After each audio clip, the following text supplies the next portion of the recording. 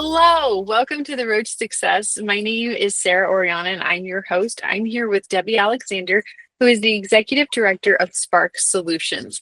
And we are going to learn a lot from Debi today, but most importantly, what I am hoping is that we can get a lot of her passion through this, that her passion becomes very contagious through this because the conversations I have had with Debi have just ignited me. Debi, welcome to the show. Thanks for having me. So good to be here. So, Debi, let's jump right in. Tell me a little bit about yourself, what your passion is, and why does Spark drive you? Absolutely. So I'm the CEO of Specially Adapted Resource Centers. And at Spark, our passion is inclusion, dignity, and joyful engagement for adults with severe and multiple disabilities who require one-to-one support for all daily living activities and cannot work. This population is left out of all traditional programs due to their severe medical challenges or their cognitive complexity. But at Spark, we believe everyone deserves meaningful connection in a place where they are seen, valued, and celebrated for who they are and what they can do. Spark drives us because we witness the transformative power of belonging every single day. We have participants who in their 20s have spoken their first word ever. And for our families, I cannot tell you how often I have moms say, for the first time, I have hope. And when I hear that, I'm just unstoppable. So I will say I think hope is everything. I don't know if you've ever looked into the science of hope. It's something that I discovered years ago and I absolutely will not let go of. And basically the concept is when we can create hope, even small little bits amounts of hope, it increases our resiliency. And so what I always tell people is we want to increase our hope to the point that our resiliency is like a super bouncy ball, right? The minute we hit that ground, we're just shooting right back up. And there's definitely ways to do it. And when I'm speaking about hope, I'm sorry, I'm kind of taking over here. I always tell people hope is a muscle. And so we can work it out, we can build it, we can practice it. So that is huge that moms are saying that you're giving them hope, because what that does is create that resiliency at home, which then trickles into your programming and just creates this wonderful cascade effect. Stay in school until you're 22 because the services are incredible while you're in public school. When you leave high school, those services vanish. It's called falling off the cliff or graduating to the couch for our population because there's nothing for them to do. We just opened in Loudoun County. Loudoun County hasn't had a program like Spark. One of my participants there is 62 years old. She has been sitting in a Medicaid-run nursing home for 40 years with no engagement. She had her first ever birthday party with friends. Yes, her family celebrated, but her first birthday party with friends at Spark at the age of 62. For the first time, she was allowed to cook. We taught her how to scramble eggs, and it was so empowering. I can just tell you story after story after story. And yes, we've had this great program in Fairfax and Arlington for 20 years. But across the state of Virginia and across the nation, people are sitting at home like Kim did after they age out of school at 22 with nothing to do. And that drives me crazy. I am 100,000% committed to changing that for every single person that I can. Right. I can tell you in the state of New Jersey, the waiting list for programs similar to yours is over 800. And in the state of Connecticut, little itty bitty Connecticut, the wait list is over 900. So I can only imagine what the wait list in Virginia is for services like yours. If they exist. Correct. If they exist, which is the important thing to say. So just so we understand how amazing Spark is, could you walk us through what a day at Spark is like and what services and activities you offer? Absolutely. So again, the population that I serve, they're not able to work. For folks with severe and multiple disabilities who are able to work, there are amazing Medicaid-supported work programs. And those folks, nothing changes for them. They wake up in the morning, they get on a bus, they're gone for 8 hours, they have an engaging work life, and nothing changes for their families, and it's 100% free. Unfortunately, at Spark, we do have to charge a fee, but 100% get our services at a 1/3 of our actual cost, and currently 40% are attending for free. I just had to put that in there before I start my day. So when you arrive at Spark, we call our curriculum Circuit Train the Brain. We have stations set up because we have such an array of abilities and interests. So there's a sensory station, a gross motor station, an arts and crafts station, a karaoke station. And let me tell you, you have never witnessed anything as incredible as hearing and seeing a non-speaking person sing karaoke. I can't imagine. That would make me cry. The joy, just the pure joy is just life-changing. And if you have ever felt shy about anything, come witness that, because you will get over it. You know? I mean, it's transformative for everybody.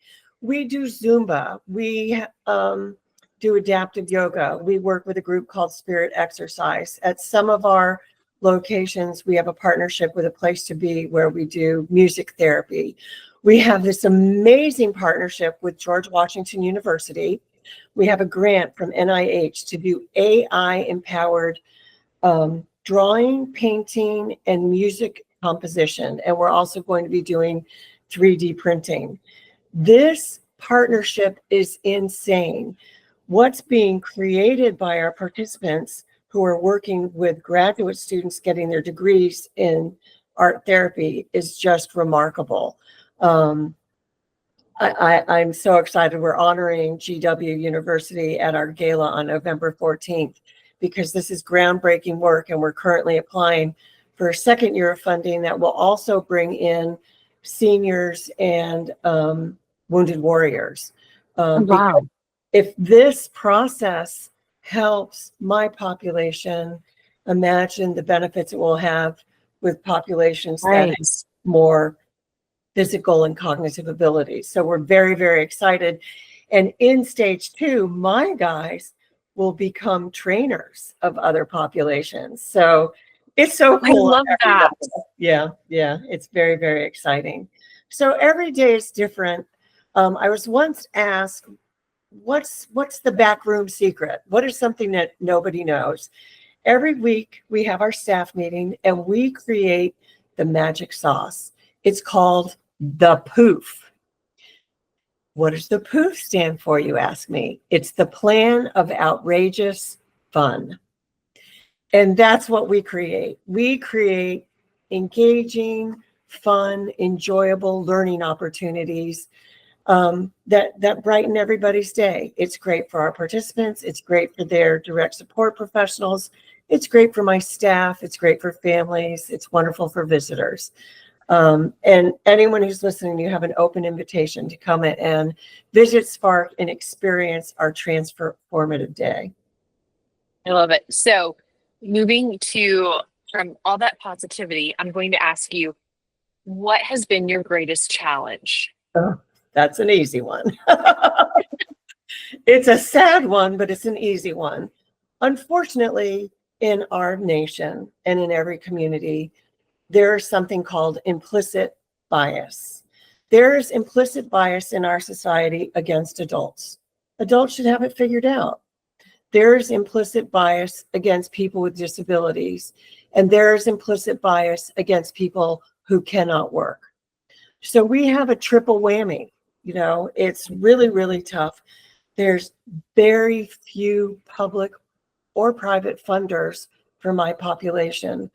The few funders who will address adults with disabilities are 100% focused on workforce. And I'm sorry, productivity should not be how we value human life.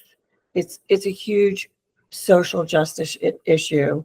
And I do a lot of public speaking on implicit bias and the history of disability discrimination. It's horrifying. So I hope one day I speak enough and we can overcome that barrier to funding, because really we have an ideal program and the only barrier we have to fully serving everyone are dollars. That I hear that every day. And I would say my argument that I would make is that every adult has something to add. They have value. Maybe the value that they add is they always bring you joy. Maybe when you're having a really bad day, you can count on them to make you laugh, but that's a huge value add. And so I agree 100%. We have to stop judging people on productivity levels. That's something I'm personally struggling with, telling myself not to judge myself for productivity levels. So I think that there's a lot of what you're saying that we need to change. So what would you say for you, for your staff, and even for your clients? What are daily roadblocks? What are those daily hurdles you guys have to navigate? Well, a big one is transportation. So for people with severe disabilities who have to rely on transport that can accommodate their power wheelchairs, in Fairfax County, we are blessed. We have something called Metro Access, and it's a service that our folks can use. But even with that huge blessing, there are challenges. What are those challenges? So it's a shared ride service. I'll give you an example. Catherine Montgomery, who's on our board of directors and a participant, she lives in an apartment and she volunteers at a dog shelter, and she also is a boxer. So her apartment and her volunteer opportunity and her gym are each 15-minute rides apart.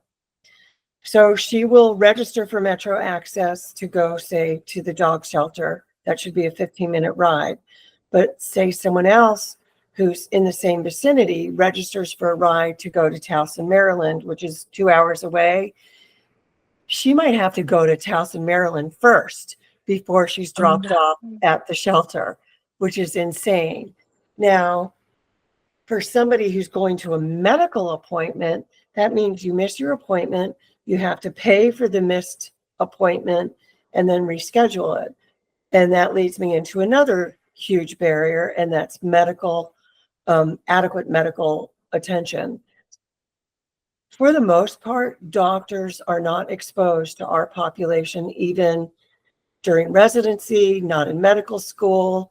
And there are very few doctors out there who really understand the needs of people with these complex medical challenges. Even hospitals, which you would think would be fully accessible, are not. Let's say you're non-speaking and you rely on a tablet to communicate. Well, if there isn't someone who knows how to operate that tablet and assist you, just mere getting your symptoms conveyed to medical personnel is a challenge. Let's talk about universal design. Sure, there's curb cuts out there, but sometimes curb cuts are blocked. Or let's say there's elevators at a metro station. What do you do if you get off at your stop and the elevator isn't working? There should be electric door openers on every single door in the world.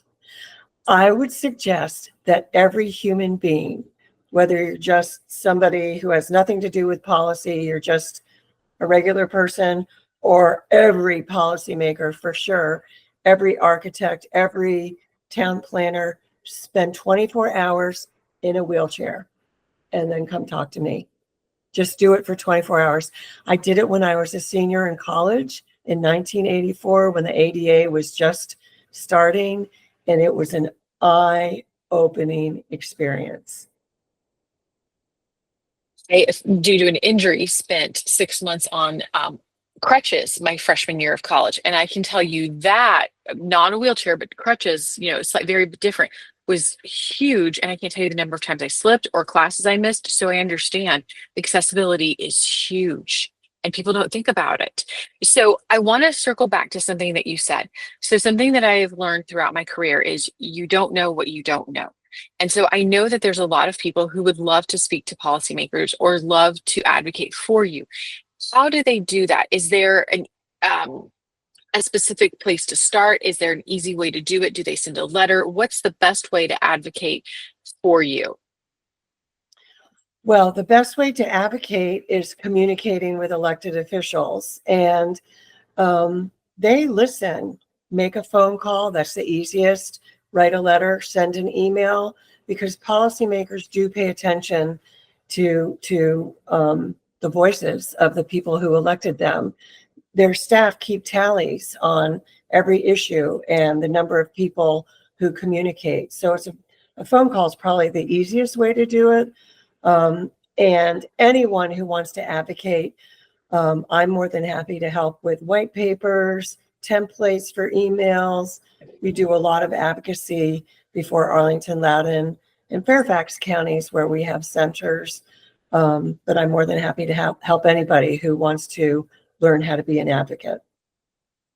I think that there'll be a lot of people who take you up on that. I hope, because I will say it definitely feels like there's walls between us and elected officials, whether that's true or not. Now, let me ask you a key question. If you call the elected official and you can't speak to that official, you speak to their secretary or their assistant, does that count? Yes, it does. They keep Okay. tabs on all calls and what issues they call in on. Write to the White House, email the White House, call the White House, call your congressman, call your senator, call your local officials. All of those people, call the school board. Every person who is an elected official keeps track of what's important, because they really, truly want to serve the interests of the people who elected them. Thank you so much for taking this little side road with us for this education. I think that was really important. So let me ask you, and I think that this could be really important for people in their beginnings of their careers. And I'm not going to put an age on that, because what I've learned is, and this is probably my third career, maybe my fourth career. We're always starting new careers, right? We can't put an age on it. But for somebody who's wanting to get into nonprofit work or working with individuals with disabilities, what is the piece of advice that you would give them? Just do it. I mean, I don't want to steal anyone's tagline, but seriously, you have to go in with your eyes open and your heart wide. Following your passion is not the easy road. It's really difficult. You're going to face rejection, you're going to be frustrated, and you're going to have to sacrifice. Nonprofit work is really, really hard. I could tell you lots and lots of scary stories, but you'll also discover this incredible purpose, and that purpose, that passion is going to light your path. You have to discover the people who are like-minded and share your passion. And those people will lift you up. They'll join you in the trenches, and they'll work just as hard as you do. And the other thing for me is I have great faith in God. There have been many times when I have just pulled my car over and lifted up my eyes to the Lord and said, I just don't know how to solve this anymore. And thankfully, so far, my prayers have been answered. But for any faith, having heart, Right. and being willing to do the work, because it is hard work. It's not a 9-to-5 job. It's a No. 24/7, 7 days a week commitment, but it's not really work, you know? Right. It's passion and purpose, Right. which is the most fulfilling thing, because the nonprofit world is providing a safety net for the people who aren't being served, for the problems that aren't being addressed. And it's very uplifting to be able to help. Even just one life is just a huge accomplishment. I can attest to that. I have worked in the nonprofit world in one capacity or another for over 20 years. And I've definitely had to take breaks. So I do want to advocate that you do need to take those breaks for yourself, because compassion fatigue is real. But keeping that passion, maintaining that passion, and knowing that you helped one person, I have to say this without crying. I used to run a summer camp, and I worked with young adults who were my staff. I had one reach out to me the other day, and he's been a successful entrepreneur, and now he's in law school and he's working with nonprofits, and he gave me all the credit. And I felt, first of all, I was like, I didn't do anything. I just remember being there and cheering you on. That's all I remember doing. I don't remember doing anything else, but I've been able to strike up a new relationship with him, which is at a new level. But just knowing I made an impact and one person believed in themselves enough now that they're in law school, I'm like, okay, my life is fulfilled. I'm good. There's the little 7-year-old boy that my staff and I got to read, so we didn't have to repeat first grade for the third time. Those are the memories that stick with you. But when you say it's hard work, it is very hard work. It is not for the faint of heart, but it will be by far the best years of your life. My daughter was raised in that world. She's 21, and we still share memories of the amazing experiences that we had together that we never would have had outside of that world. So, Debi, I feel like I've talked too much in your story. I hope I didn't put a shadow on anyone, but let me just recap. If you are in the Fairfield area, please reach out to Debi at Spark. Please go and tour.